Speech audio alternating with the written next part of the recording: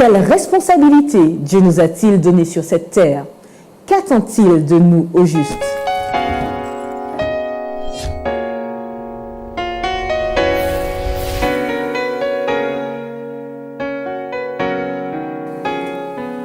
Bienvenue chers amis dans votre émission Autrement dit. C'est un plaisir pour moi en tout cas de vous avoir avec nous et ce avec Eddie Michel et Samuel. Nous poursuivons donc l'étude autour du matérialisme et particulièrement nous allons découvrir quelle est la responsabilité que Dieu nous donne. Nous voyons dans plusieurs livres de la Bible et dans plusieurs psaumes comment notre vie est éphémère. Il y a des textes qui montrent que quand un vent passe sur notre vie, elle n'est plus et le lieu qu'elle occupait ne la reconnaît plus. Alors par rapport à ce caractère éphémère de notre vie et par rapport à notre présence sur cette terre, qu'est-ce que Dieu attend de nous? Alors je pense que pour pouvoir répondre correctement à cette question, il nous faut revenir au texte de la Genèse, au livre des commencements. Et je pense que Dieu a permis à Moïse d'écrire ce livre pour permettre aux hommes de se situer, de savoir qui ils sont et quelle est leur responsabilité sur cette terre. Lorsque je lis le premier verset, il plante le décor d'ailleurs, Genèse chapitre 1, verset 1, « Au commencement, Dieu créa les cieux et la terre. » D'emblée, par rapport à la question que tu poses, on comprend que celui qui est propriétaire de tout ce qui nous entoure du monde, c'est Dieu lui-même. C'est lui qui a mis en place toutes les richesses qui sont sur cette planète Terre. À partir du verset 26 de Genèse chapitre 1, verset 26, la Bible nous dira que Dieu va créer l'homme et va lui dire, je te crée et je vais te confier une responsabilité, celle de dominer, de gérer, de prendre soin. Donc on voit que tout d'abord, Dieu est créateur, donc il possède toutes choses. Et deuxièmement, Dieu confie à l'homme, à un homme à qui il partage aussi de ce qui est à lui, puisque la Bible dit que Dieu créa l'homme à son image, il le créa à l'image de Dieu, il le créa homme et femme, il le créa.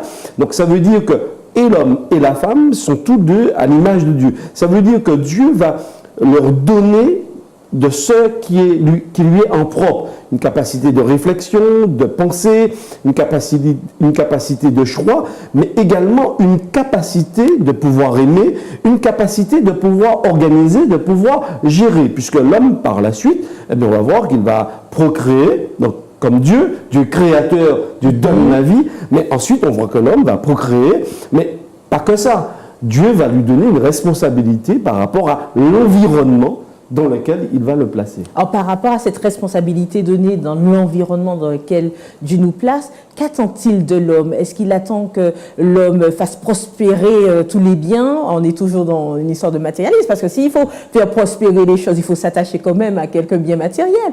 En fait, ce que Dieu attend de l'homme, c'est qu'il puisse, comme il a dit dans le livre de la Genèse, qu'il puisse garder, on parle là du jardin d'Éden, qu'il puisse le garder, qu'il puisse le cultiver. Il nous a donné donc, en prenant les choses de manière un peu plus large, le monde, cette terre, et il nous demande de protéger cette terre-là. Faire prospérer la terre aussi, oui, bien sûr. Ça ne veut pas dire que c'est à visée matérialiste. Il demande à l'homme de veiller sur ce qui lui appartient. Et il lui fait une telle confiance qu'il lui dit, bon, occupe-toi de cela avec, comme on dit aujourd'hui, un bon père de famille, comme on dit dans le langage juridique. C'est-à-dire que ça ne t'appartient pas, mais je sais que comme tu es accroché à moi, comme tu as confiance en moi, ben moi je peux te faire confiance pour gérer cela sans aucune difficulté. Et l'intendant, l'économe, justement, il doit faire très attention au fait que ce que Dieu lui a confié, justement, ne lui appartient pas. Et comme quand tu parles d'intendant, tu parles de l'économe, celui à qui Dieu confie les choses que Dieu lui confie ne lui appartiennent pas à lui, à l'intendant. Ce sont des choses qui appartiennent à Dieu. Et on doit faire, en général, les grands-parents me disaient, ma grand-mère, quand quelque chose ne vous appartient pas, on doit faire encore beaucoup plus attention. Donc comme ça ne m'appartient pas, je fais très attention.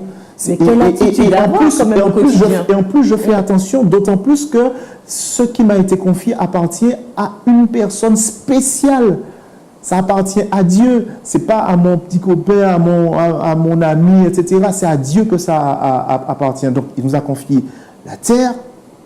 Et puis, il nous a confié également une mission spirituelle. Donc, il nous confie, nous sommes des économes à la fois sur un plan matériel, mais aussi sur un plan spirituel. J'aimerais bien qu'on s'attarde sur la première notion dont tu parles, les étendants sur le plan matériel. Et c'est important, mais quand quelque chose ne nous appartient pas, il y a plusieurs réactions.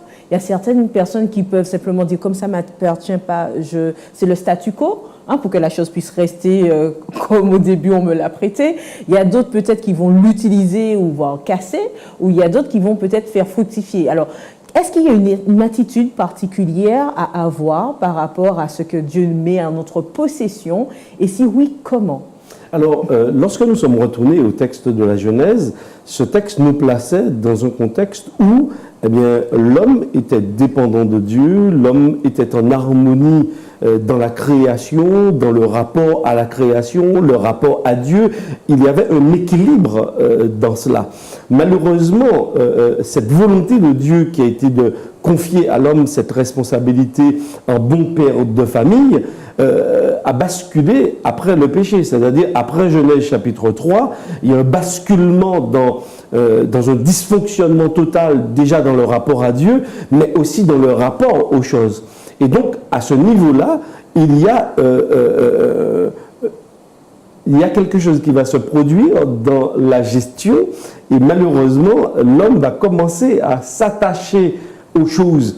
Il va considérer que ces choses lui appartiennent en propre. Est-ce que ça signifie, par rapport à ce que tu dis, que tout ce que l'on gère pour Dieu ne doit pas nous revenir, mais au contraire doit revenir aux autres, doit revenir à Dieu? Comment, sous quelle forme? Est-ce qu'on ne s'approprie rien, en fait? Alors, je pense qu'il y a un équilibre. La gestion que Dieu nous demande, en fait, c'est pour nous servir. La bonne gestion qu'il demande, ce n'est pas...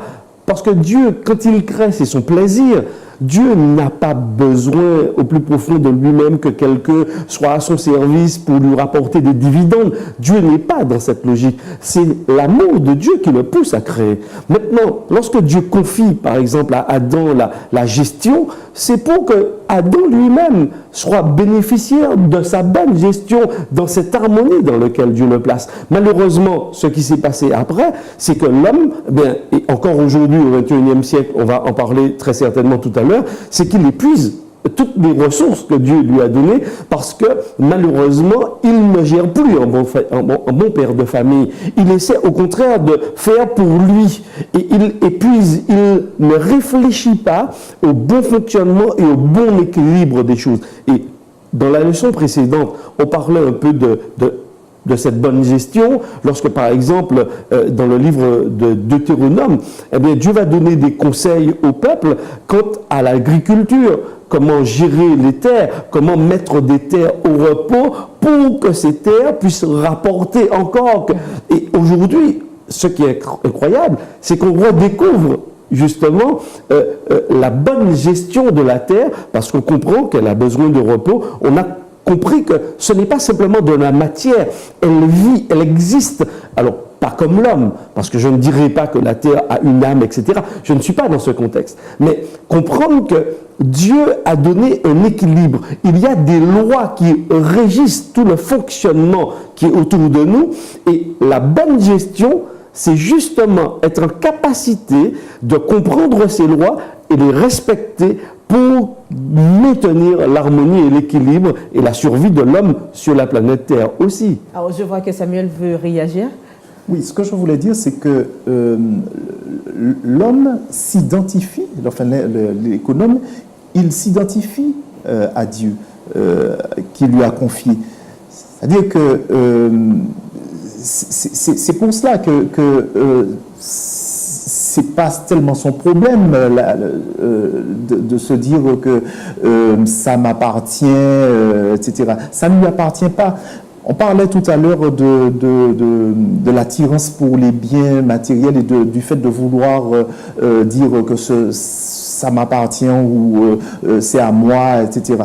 J'ai envie de dire que quand on considère les choses, on devrait se dire que rien ne nous appartient sur cette terre et que ce sont simplement des choses que Dieu nous a confiées. Et le bon économe est celui qui va s'identifier à Dieu, qui va se dire que je gère des choses pour le compte de mon maître comme il l'aurait fait s'il était à ma place. Donc, je vais le faire avec le détachement nécessaire. Je ne vais pas m'attacher aux choses matérielles. Est-ce que cette gestion dépend aussi des dons et des talents? Est-ce qu'on attend la même gestion pour tout le monde? Est-ce qu'on a la capacité de gérer de la même manière? Comment cela s'exprime dans notre réalité? Alors, très certainement, nous n'avons pas aujourd'hui les mêmes capacités de gestion, mais je pense que nous avons tous un minimum d'intelligence par rapport au bien commun. Parce qu'il y a le bien commun sur la planète, par exemple, la gestion par exemple, de la pollution. Si on doit parler un peu de la pollution, ça, ce n'est pas seulement une question qui concerne Eddie Michel, ça nous concerne tous. Ça veut dire que même si nous n'avons pas les mêmes dons pour développer, par exemple, des concepts pour économiser, etc. Mais au moins, je dois me dire, OK, il y a un bien commun qui est la planète Terre, qui est l'oxygène, etc. Je dois, avec le minimum, chercher à faire de mon mieux. Donc, je dois réfléchir à la maison pour pouvoir essayer de ne pas gaspiller, pour avoir un véhicule le plus propre possible, etc. Ça, c'est l'intelligence que Dieu me donne, indépendamment des dons. Je peux avoir des dons pour développer des concepts, pour sortir le meilleur de l'exploitation, par exemple, de la terre, de l'exploitation de certains domaines, de certaines richesses. Là, j'ai besoin véritablement de dons. Mais par contre, dans l'ensemble, dans le commun, là, je pense que Dieu nous demande simplement d'utiliser et de comprendre qu'il y a des lois, comme je disais précédemment, qu'il faut pouvoir les respecter, pour que la vie se poursuive et que justement nous puissions rendre compte à celui qui nous a confié. Et je pense que plus nous avons de la considération pour celui qui nous confie ses biens, mieux nous allons prendre soin de l'ensemble. Merci Eddie. Et je voudrais bien retourner sur ce que tu disais, Samuel, en amont, qu'il y a deux niveaux, en entendant des choses matérielles et en entendant des choses aussi immatérielles. À quoi faisais-tu allusion quand tu parlais de choses immatérielles? Bon, s'agissant des choses immatérielles, mais c'est spirituel à proprement parler, être intendant des choses matérielles, c'est assez clair, on en a parlé. Donc c'est les ressources dont on a vu, oui, très concrètement, on voit aujourd'hui que justement, avec tous les scandales sanitaires de pollution qu'il y a, que justement, notre monde aujourd'hui, notre société fait fi justement de ce devoir de maintenir la terre en bon état. Et ça, je pense que quand Dieu nous regarde, il regarde ces choses-là, je pense qu'il est attristé. Alors, en tant qu'enfant de Dieu, nous avons une responsabilité en tant que porteurs de messages. Donc, nous avons des vérités spirituelles que nous devons mettre à la portée de ceux qui nous entourent. Et nous avons donc un compte ou des comptes à rendre à Dieu à cet égard. Dans l'Église, il y a des personnes qui sont là et qui ont des comptes à rendre à Dieu. Ce sont les pasteurs, les anciens, mais d'une manière générale, chaque membre de la communauté, chaque membre de l'Église, chaque membre du corps du Christ à la place qui est la sienne, a une responsabilité sur un plan spirituel, sur la manière dont le message sera porté, sur la relation que j'ai avec les autres et comment cette relation-là va entraver ou pas le message apporté. Donc on est bien là dans une dynamique, dans une logique spirituelle différente de la logique matérielle, mais les deux vont de pair. Tu parles que nous sommes intendants des vérités spirituelles, mais de quelles vérités spirituelles s'agit-il? Où sont-elles? D'où viennent-elles? Comment on fait pour les connaître? Je crois que l'intendant de Dieu, lorsqu'il lit ce concept, il découvre ce concept dans la Bible, il comprend que l'homme n'est pas seulement dans une relation bassement et purement matérielle avec son environnement, mais il comprend également qu'il y a quelqu'un qui le transcende, quelqu'un qui est au-dessus de lui. Et cet intendant n'a pas seulement, et Samuel l'a dit, la charge de gérer les biens, mais il a aussi la responsabilité de parler du maître des biens. Et justement, les grandes vérités, ce sont celles-là. Transmettre de génération en génération qu'il y a quelqu'un qui nous transcende, quelqu'un qui est au-dessus de nous, quelqu'un à qui tout cela appartient et quelqu'un à qui il faut rendre compte. Parce que tout intendant, à un moment donné dans sa gestion, doit pouvoir rendre compte. Mais rendre compte à qui? À Dieu.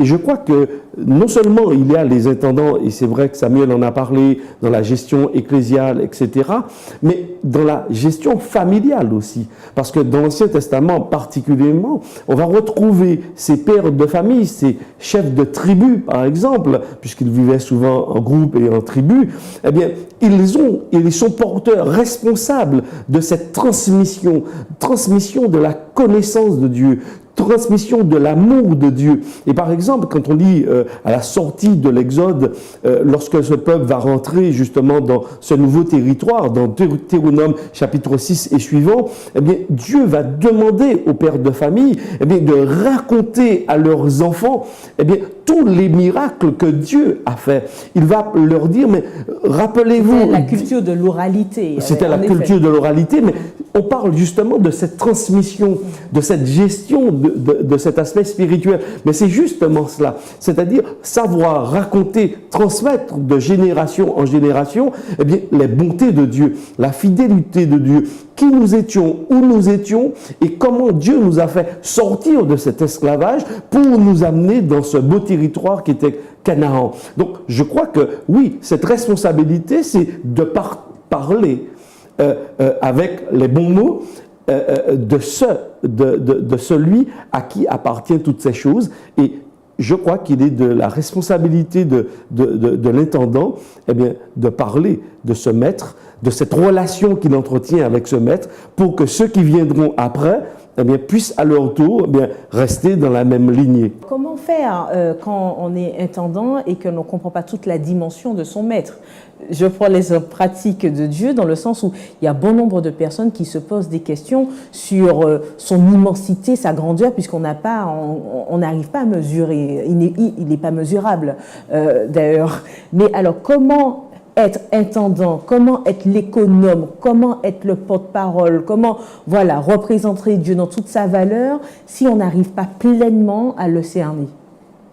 Je ne sais pas si on peut dire qu'on n'arrive pas pleinement à le cerner. En tout cas, dit comme ça, on a l'impression que Dieu, c'est quelque chose de très obscur.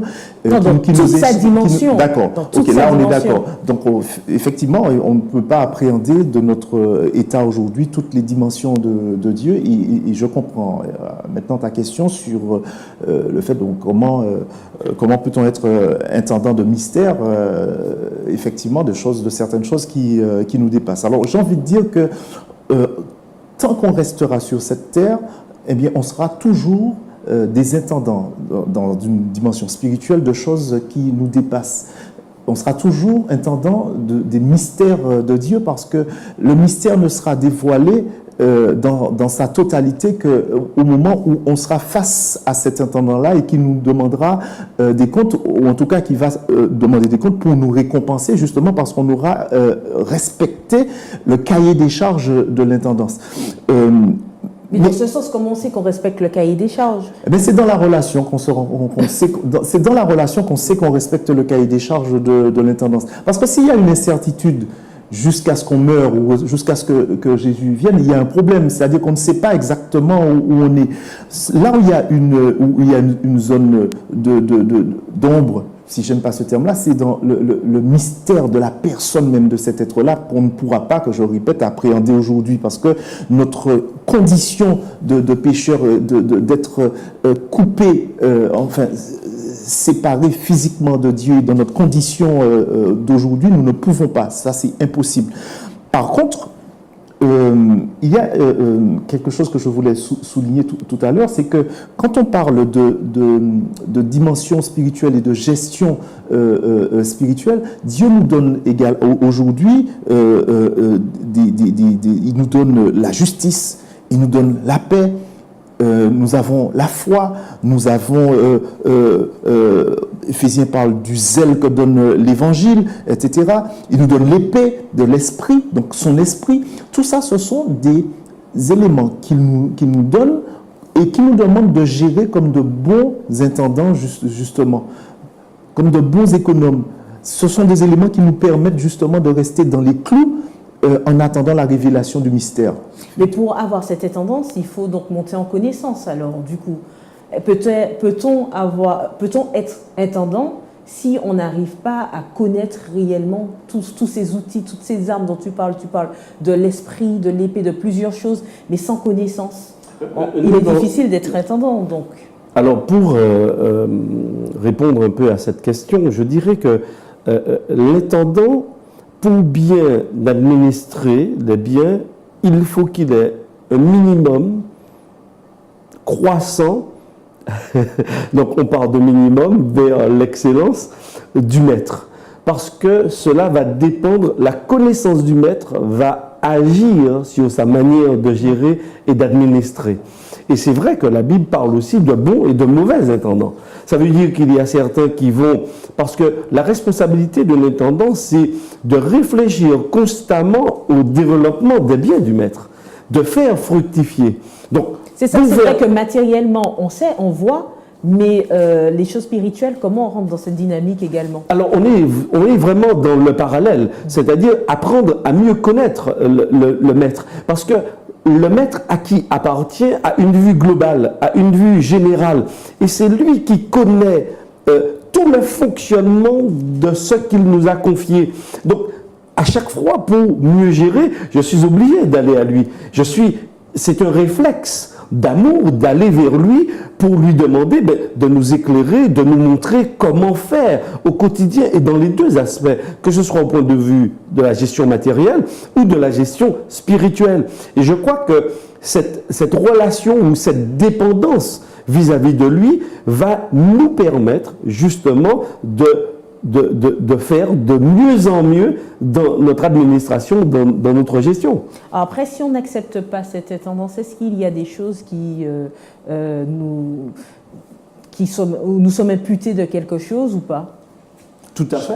Chacun a sa responsabilité, chacun a sa faculté, garde sa faculté de choisir son libre arbitre. Et à cet égard, nous avons une responsabilité.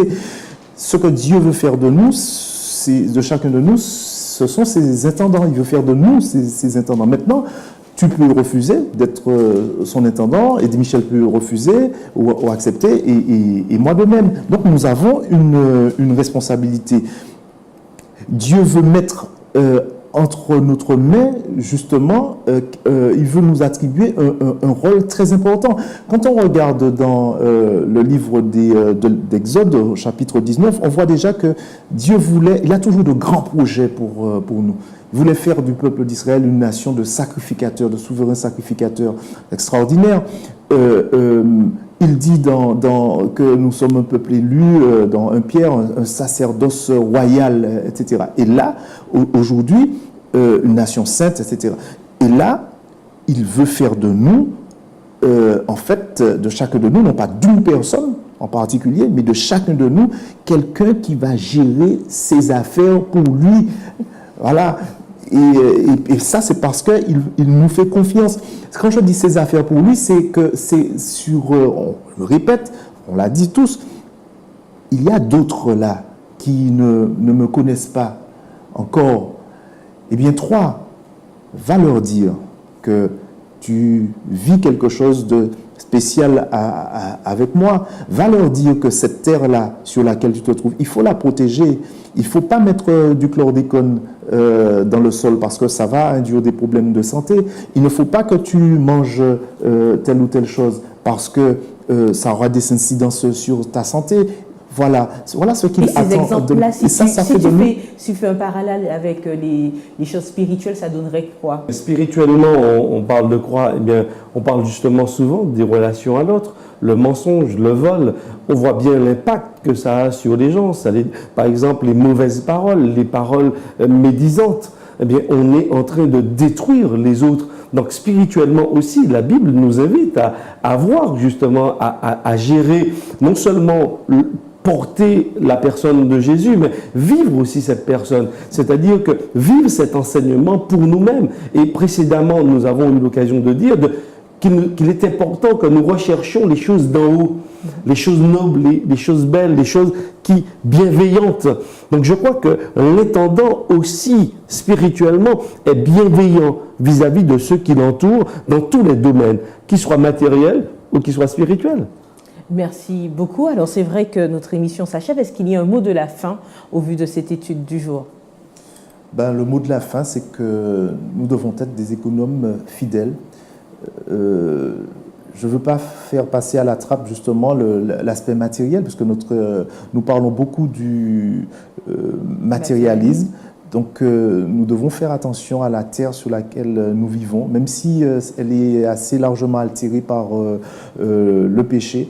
Mais prendre soin de cette terre-là, d'une part, et puis d'autre part, prendre soin des autres, avoir, comme Eddie Michel le disait, de la bienveillance pour les autres. Et la bienveillance suppose une relation apaisée, une relation cordiale avec notre prochain, et puis penser à eux dans l'optique du salut, parce qu'on veut que tous soient au ciel.